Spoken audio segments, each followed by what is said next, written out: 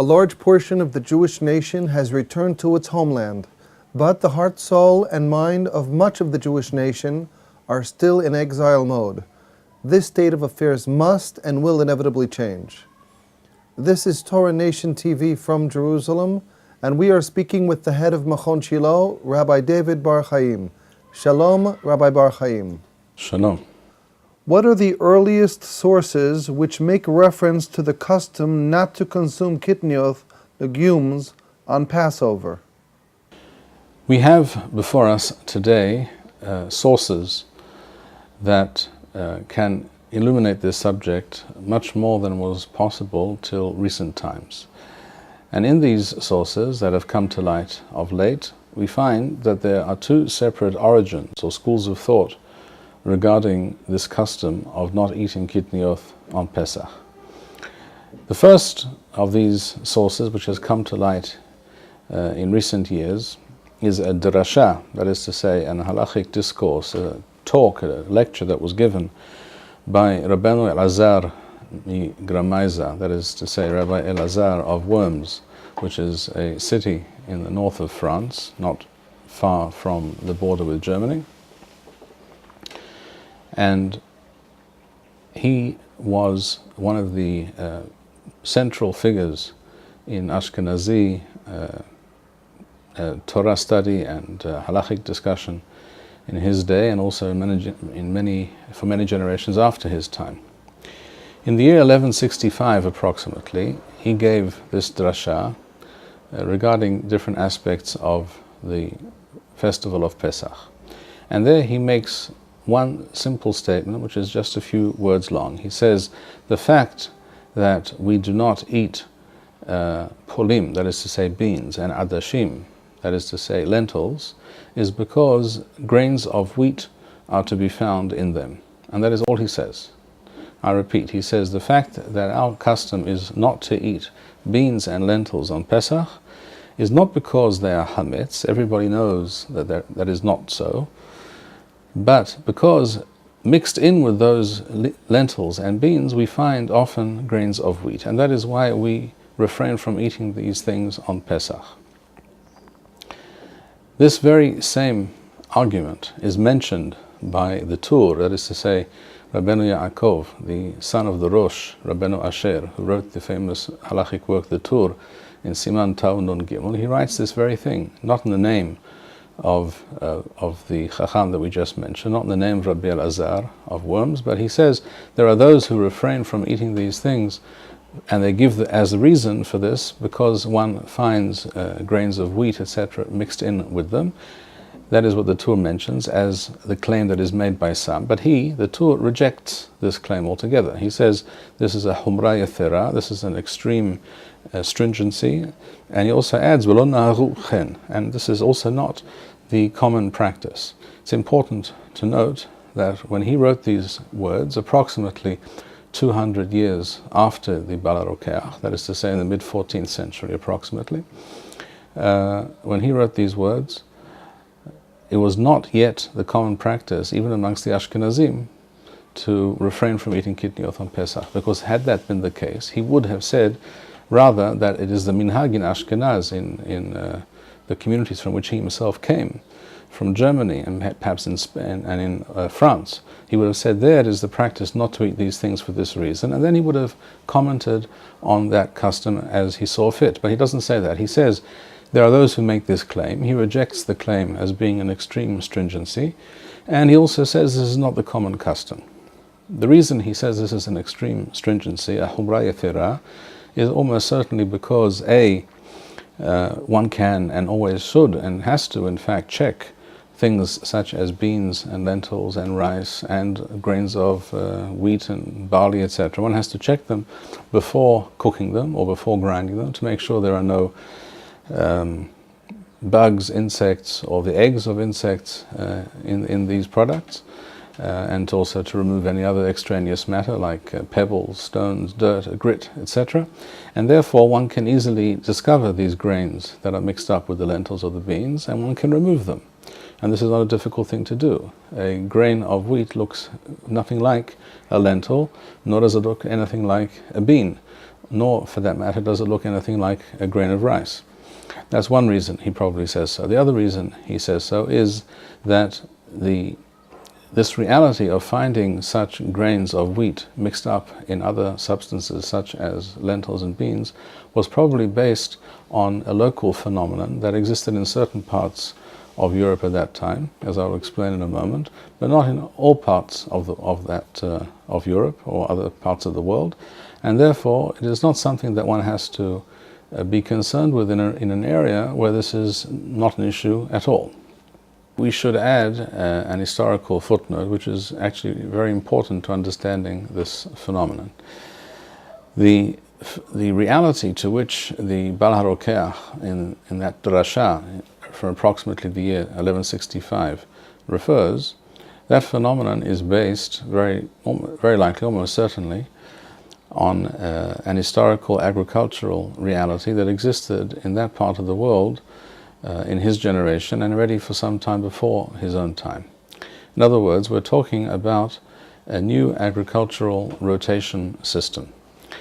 The agricultural system that was in use until the Middle Ages in Europe was a system whereby a field was sown and harvested one year and allowed to lie fallow the next year. Otherwise, the soil becomes exhausted and the crop that is received the following year will become less, and so on every year until eventually the soil is exhausted altogether. So everybody knew that this is what you have to do to allow the land to lie fallow in order to keep production at a certain level. The problem with this system, of course, is that in any given year, half of the arable land is lying fallow. If you have 10 acres of land, every given year, 5 of those acres are going to be lying fallow and 5 are going to be cultivated. And the next year, you switch. The 5 that were cultivated this year will be lying fallow the next year, and so on. It was discovered in the early Middle Ages that if you adopt a different system, a system of triennial rotation, whereby the land is sown one year, shall we say, with wheat, the following year with things, legumes such as beans and lentils, for example. This also is true actually of clover and other substances, other plants, which have the property of binding nitrogen to the soil. Rather than extracting nitrogen from the soil, they actually bind nitrogen and other nutrients to the soil, and then allowing the land to lie fallow for one year after that, the third year. Therefore, you have a 3-year cycle. Year 1, wheat. Year 2, shall we say, lentils, and year 3, it lies fallow. In that way, you first of all increase the production of legumes, which are also a source of nutrition and a relatively cheap source, plentiful source of nutrition. You also improve the quality of the soil for future cultivation, and this also means that any given year only 1/3 of your arable land is lying fallow. So if you have, to make the mathematics, the arithmetic simple, let's say you have 12 acres, instead of having 6 acres lying fallow in any given year, you're only going to have 1/3, 4 acres lying fallow, and 8 under cultivation. This system was adopted in Western Europe, not in Spain, one should note, but in countries such as Germany, France, particularly from the year 950 onwards. This is an historical fact which is well documented and well known. One of the results of this new system of crop rotation was that, and this is a natural phenomenon, that if a field produced wheat the year before, and this year you plant in the same field beans, for example, there will be some grains of wheat that fell to the ground during the harvest of the previous year, which remained dormant in the earth for a time, and then they sprout the following year. So you will find in your crop of beans or lentils or what have you, you will find some small percentage of grains of wheat. This is a natural phenomenon. In Hebrew it's called, these things that sprout autonomously are called safiach or sefihim, which is a word from the Torah, And this is something that almost certainly did happen in those places where this system of crop rotation was adopted. And this is probably the reason, as pointed out by the editor of this manuscript of this drasha by Rabbi Migramayza, as he points out, that this is probably the historical and agricultural background to this statement of the Bal HaRokeach, that we do not eat lentils and beans because we find wheat mixed up with these products. And it was this very argument that was rejected by the Tur. It was also, by the way, rejected by the Rosh, his father, Rabbeinu Asher, who was also from Germany and was without a doubt familiar with this claim or this custom that some people had, and he was also without a doubt familiar with the agricultural reality because he came from the very same part of the world as Bal HaRokeach, and yet he also ignores this thing altogether and writes explicitly that one may cook rice on Pesach, for example. And that is one school of thought. And this idea is mentioned in a few other places later, this idea that the reason we do not consume, the reason that some people do not consume these products on Pesach is because of the possibility of other things such as wheat getting mixed up with them.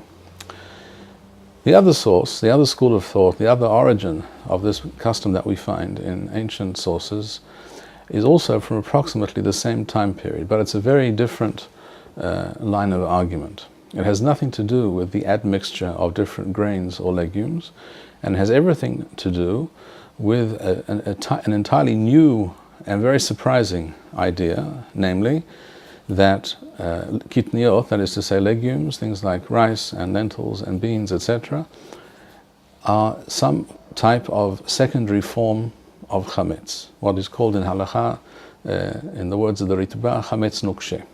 That is to say, not the kind of chametz that one would be hayav karet, that one would be punished for as if one ate bread on Pesach, but it is not something that one should eat on Pesach because it has a certain affinity to chametz. There is something that is related to chametz and this actual product itself, not because there might be something external, extraneous added into or mixed into this product, but rather the thing itself is a minor form of chametz.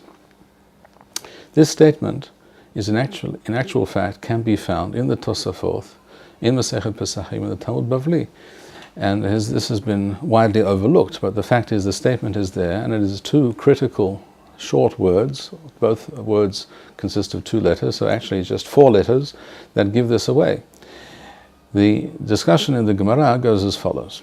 First of all, a few words of introduction. In the Talmud Bavli Pesachim, Lameteth Amud Beth, 39b at the bottom, it says, Amana Razutra lo limhe inesh kidra bekimha da'avishuna. One is not to, on Pesach we're speaking here of course, one is not to place flour into a dish that is being cooked on Pesach to thicken it. Why? Even though we're talking about flour that is not regular flour. Regular flour is of course made from grains of wheat that were ground into flour. Kimcha de'avishuna refers to grains of wheat that were harvested when they were not yet dry, when they were not fully dried out towards the end of the season when harvesting usually takes place. Sometimes people want grain earlier than that, so they they reap some of the crop when it is ready, but still the grains themselves have still moisture within them, and then they dry. You cannot of course grind such grains of wheat that are not totally dry. You cannot grind them into flour. In order to dry them out, they would be placed in an oven, they would be roasted in an oven to be dried out, and then they would be ground into flour. Now, essentially, once something is placed in the oven, once something is roasted or baked, it is no longer possible for it to become hametz. After all, why do we understand, why do we believe that matzah is permissible on Pesach? It's made of wheat and flour. The reason is, the moment we put it into the oven at a high temperature, the process of fermentation of himutz ceases, for the simple reason that yeast dies at any temperature above 60 degrees centigrade, and therefore nothing can happen beyond that point. It can no longer be chametz, and once it is affected by that very high heat, then no fermentation can take place at any time after that. The same is true of these grains of young wheat that are not fully dry. Once they are placed in the oven and roasted, you would think they cannot become chametz, even if you put them later in water, because they were roasted and dried out, and this no longer makes it possible for the fermentation process to take place. And this is true in essence. However, it is possible, says the Gemara here, Marzutra says that one should not do so on Pesach with such flour, because it is possible that these grains, when they were roasted in the oven to dry them out, were not fully dried out, that some parts of some of these grains remained not fully dry, not fully roasted, and affected by the great heat of the oven, of the roasting process, and then were ground into flour. And then when you put it into a dish of some kind of a stew which you're cooking on Pesach, and you put this flour into this stew, it could become chametz. Or if you place it into the dish from which you are eating this, into a bowl from which you eat this dish, as Rashi explains, because usually in a pot the temperature is also very high, and there it couldn't become chametz either. But if you were to do so in the bowl from which you eat, then it might become chametz. There might be such a possibility. Therefore the Gemara says, kimchada avishuna cannot be placed into dishes that are being cooked on Pesach. On the next page in the Masechet Pesachim, Daf Mem Amud Bet 40b, we find the following discussion: how do we prepare new cooking bowls, to be cooking pots, that is to say, made of heres, made of pottery? How do we ceramic? How do we make these prepared for, ready for cooking? The trouble with these kinds of cooking pots was they were made, as we say, of heres, that is to say, of earthenware, which was very porous, and therefore they had to be, as it were, fully blocked or sealed up from within by taking such a new pot and lining it with flour and water, also often with vinegar, and making into a kind of a paste, and lining the inside of the pot with this substance, and then cooking for the first time, boiling water in it.